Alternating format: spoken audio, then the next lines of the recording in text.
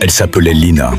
Depuis l'enfance, elle cachait sa tasse préférée au fond du placard. Une petite tasse blanche, fine, délicate, mais fissurée sur le côté. Un jour, en la lavant, elle l'avait laissée tomber. La fissure n'était pas énorme, mais visible.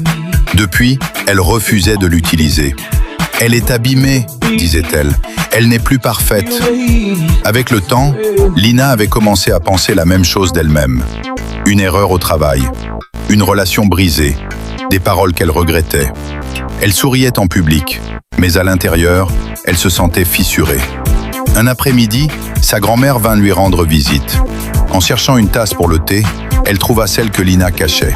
« Pourquoi ne l'utilises-tu plus » demanda-t-elle. « Elle est cassée » répondit Lina doucement. Sa grand-mère la remplit malgré tout d'un thé chaud.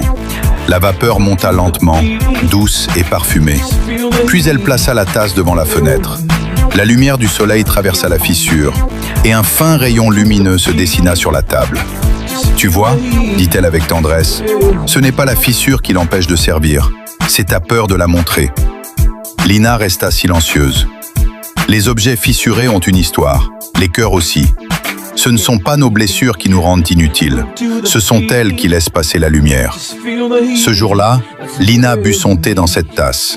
Et pour la première fois depuis longtemps, elle ne se sentit plus brisée.